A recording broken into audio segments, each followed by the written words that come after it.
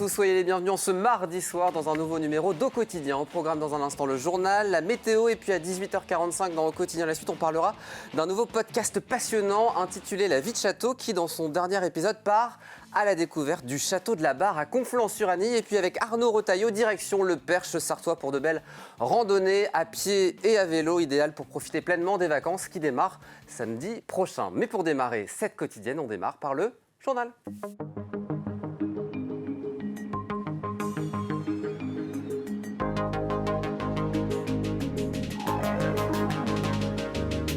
Un journal présenté par la mécanicienne en chef de la rédaction, Laure Girard. Bonsoir Laure. Bonsoir Aurélien, bonsoir à tous. Au sommaire de cette édition, dossier spécial sur les pirates du net. En Sarthe, entreprises, collectivités et particuliers en ont été victimes cette année. Des enquêtes difficiles menées par le SRPJ d'Angers sur notre territoire. Et puis, si on a le temps, visite de la ministre Marlène Schiappa ce mardi pour une cérémonie d'hommage aux gendarmes sartois tombés en exercice l'année dernière. L'invité de ce journal, Marianne Piron-Prunier, présidente de la commission médicale de l'EPSM et médecin psychiatre. Nous aborderons avec elle la situation à l'hôpital psychiatrique de la Sarthe en ce moment. Mais on ouvre ce journal par cette enquête menée par notre journaliste Anthony Piton. Oui, entreprises, collectivités locales ou encore particuliers, personne n'est épargné. Récemment, c'est le groupe Ouest France qui a fait l'objet d'une attaque informatique de grande ampleur. Autre exemple d'attaque de cybersécurité, la commune de la Suze-sur-Sarthe a été touchée par le piratage de la boîte mail de la mairie le mois dernier. Une menace que le service régional de police judiciaire d'Angers prend très au sérieux. Le reportage d'Anthony Piton. Mairie de la Suze, bonjour. Oui, madame, vous avez reçu des mails de notre part. Nous sommes désolés, nous avons été piratés. Des appels de ce type, Lydia en reçoit une centaine par jour. Au bout du fil, des particuliers harcelés par des courriels de la mairie de la Suze-sur-Sarthe. Les personnes de la France entière recevaient ce genre de messages. Et en fait, les personnes, quand elles voulaient se désinscrire, on voit bien qu'il y a un lien ici. Cliquez ici. Et là, une fenêtre s'ouvrait avec un tas de pop-up et en disant que leur PC avait un virus et qu'il fallait appeler un numéro de téléphone. Derrière ce numéro de téléphone, des pirates informatiques qui demandent le versement d'une somme d'argent pour nettoyer l'ordinateur. Cette pratique s'appelle du spoofing. Elle consiste à usurper une identité électronique. Ils se font passer pour quelqu'un d'important, genre commune ou entreprise, et puis ils diffusent ça partout en France. Et là notre attaque, ça a été diffusé sur tous les abonnés beaucoup d'abonnés de free.fr. Depuis, la mairie est parvenue à résoudre le problème. En Sarthe, elle est loin d'être un cas isolé. Vol de données, phishing, ransomware, les cyberattaques sont nombreuses et touchent autant les particuliers que les collectivités publiques ou les entreprises. C'était le cas de MMA en juillet dernier, ou encore plus récemment du groupe Ouest France. On dépasse les 500 dossiers en cours actuellement sur des affaires de ransomware. Et ce nombre de dossiers témoigne d'une croissance constante de ce type de criminalité qui va de pair avec le développement des supports numériques de toute nature qui sont aujourd'hui indispensables à la vie sociale et à la collectivité. Face à la multiplication de ce type d'attaque des systèmes informatiques, les experts en cybersécurité progressent. C'est le cas de NG Analytics à Ruaudin, une société spécialisée dans la protection des réseaux et des données. Nous, les protections qu'on utilise beaucoup, ça va être la sécurité par conception. C'est-à-dire qu'on va redéfinir l'architecture du client pour qu'elle soit conforme au niveau de la sécurité qu'on veut mettre en place. Après, pour les mesures de bonnes pratiques qui sont assez souvent répétées, typiquement, ça va être de faire des sauvegardes. Aujourd'hui, c'est quand même très important avec les ransomware d'avoir une sauvegarde qu'on peut rétablir le moment venu. Ça va être mettre à jour les systèmes. Ça, c'est une des priorités de toute personne qui s'occupe d'un réseau ou d'une architecture. Autre bonne attitude à adopter pour se protéger, donner l'alerte. Le fait d'alerter rapidement peut parfois permettre de bloquer le hacker avant même qu'il ne parvienne à ses fins. Une attitude qui facilite aussi le travail des enquêteurs.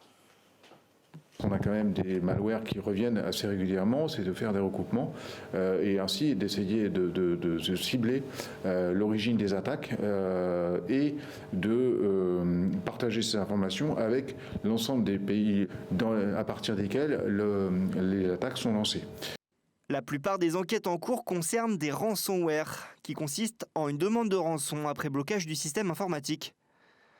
Face à ces actes cybercriminels, les forces de police recommandent de ne surtout pas payer et de préserver les traces et indices de l'attaque.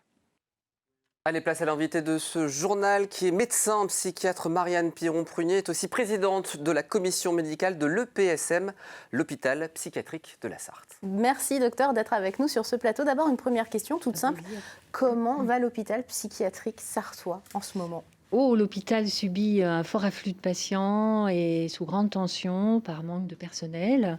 La crise Covid a été difficile à traverser. Et puis, maintenant, la vague psychiatrique arrive et il y a beaucoup de demandes d'hospitalisation notamment, beaucoup de passages aux urgences. Liées vraiment à notre situation dans le pays qui dure, à savoir le Covid qui s'installe et qui s'est installé depuis 1 an. Oui. On s'y attendait à ça, justement, à cette vague psychiatrique, comme vous le dites ? On s'y attendait. Olivier Véran en avait parlé. Il avait parlé d'une 3e vague. Il avait dit que ça serait une vague psychiatrique. Je crois que là, depuis le mois d'août à peu près, on est vraiment dedans. Et l'afflux des patients est vraiment significatif de cette vague. Vous avez un pourcentage de... Il y a eu un gros afflux sur les urgences avec une population qui se présente 2 à 3 fois supérieure à d'habitude. Une demande d'hospitalisation, des demandes d'hospitalisation aussi très très importantes. L'hôpital est constamment plein avec une grande tension sur les lits. Et quel type de pathologie ? Alors, quand on parle d'hôpital psychiatrique, ça peut paraître flou, en fait, pour le commun des mortels que nous sommes. Sûrement, c'est vrai que l'hôpital psychiatrique accueille des patients qui présentent des pathologies mentales, mais aussi des patients qui sont en souffrance psychologique. Et là, effectivement, on voit bien qu'à la fois les patients que l'on connaît, que l'on suivait déjà, sont en grande difficulté, probablement du fait de l'isolement, des difficultés socio-économiques. Et puis, on voit également de nouveaux patients arriver, notamment beaucoup de jeunes. Ces patients, on va faire un peu d'infos pratiques. Ils peuvent s'adresser à qui s'ils vont mal, très concrètement ? On est obligé d'aller au centre hospitalier du Mans ou à l'hôpital psychiatrique, où il y a des alternatives ? Bien sûr, il y a des alternatives. En fait, les patients s'adressent habituellement sur les centres médico-psychologiques. Il y en a à peu près 1 par secteur. La psychiatrie est organisée en secteurs. Il y a 7 secteurs. Il y a des secteurs aussi pour les enfants, pour les adolescents. Donc, il est préférable de s'adresser d'abord dans un centre de consultation, si on le souhaite. Et puis, voilà, l'hospitalisation est vraiment le recours ultime. C'est le dernier recours. Un système, vous l'avez dit, hospitalier qui est en très grande tension en ce moment, et pas que dans l'hôpital psychiatrique, mais particulièrement dans l'hôpital psychiatrique, et ça ne date pas d'hier. Vous travaillez sur vos dernières ressources d'énergie, là, actuellement, en termes de personnel hospitalier ? Oui, je crois qu'on peut dire ça. L'hôpital était déjà en tension avant la crise Covid, l'hôpital général, l'hôpital psychiatrique. Là, actuellement, je crois que les soignants se sont beaucoup engagés pendant la crise Covid, continuent à être très engagés, mais souffrent beaucoup, et on souffre aussi de pénurie de moyens. Alors, moyens pénurie humains, de quoi, surtout. très concrètement ? De médecins, de psychiatres sur l'établissement et d'infirmiers, essentiellement. Concrètement, le PSM de la Sarthe, c'est 244 lits, c'est ça ? Vous êtes combien, par exemple, par service, par jour ? Est-ce que vous êtes suffisamment nombreux ? Nous sommes de grandes équipes, mais en revanche, il y a eu beaucoup de réduction de moyens ces dernières années, et les équipes sont vraiment sur des effectifs minimums. Donc 3 de jour, 2 de nuit, sans compter donc les psychologues, les médecins. Mais pour des services d'une vingtaine de lits, c'est ça ? Oui, d'à peu près 18 lits. La pénurie médicale est très très grande. On devrait être à peu près 50 médecins, nous ne sommes que 35. Et il manque à peu près 25 infirmiers en permanence, ce qui est extrêmement difficile. C'est très très difficile de travailler dans ces conditions. Vous en appelez à qui aujourd'hui, concrètement ? On en appelle surtout à l'État, à l'État, à l'organisation de la santé, sur les territoires aussi, sur les territoires qui sont un peu plus pauvres. Il y a des solutions, selon vous. Par exemple, on parle de la contraindre en début de carrière un médecin à s'installer dans une zone rurale. C'est quelque chose que les médecins peuvent accepter, à votre avis ? En tout cas, il faudrait revoir à ce que la répartition des médecins sur le territoire soit plus équitable, plus homogène et réponde mieux aux besoins de la population. Pour donner un exemple, sur la Sarthe, il y a vraiment des zones blanches où il n'y a plus de médecins généralistes et où il faut absolument recouvrir ces zones pour que les gens aient accès aux soins et n'arrivent pas dans des conditions très, très graves en soins et en hospitalisation. En tout cas, merci d'être venu nous parler de votre situation et la situation de vos collègues au centre hospitalier psychiatrique de la Sarthe. Merci. Allez Laure, on revient à présent sur cette grève et cette manifestation qui ont eu lieu aujourd'hui devant le lycée Washington Touchard. Une vingtaine de grévistes et une soixantaine de manifestants étaient présents entre midi et 2 devant les portes du lycée. Ils manifestaient pour soutenir Patrice, l'un de leurs collègues au statut de travailleur handicapé qui, selon les différents témoignages, n'a pas bénéficié d'aménagement de poste pour compenser son handicap et ce depuis plusieurs années. Ce dernier s'est vu notifier par courrier en date du 22 janvier une exclusion de l'établissement à compter du 8 mars 2021 afin de travailler à un projet de reclassement. Les grévistes dénoncent une méthode brutale de leur hiérarchie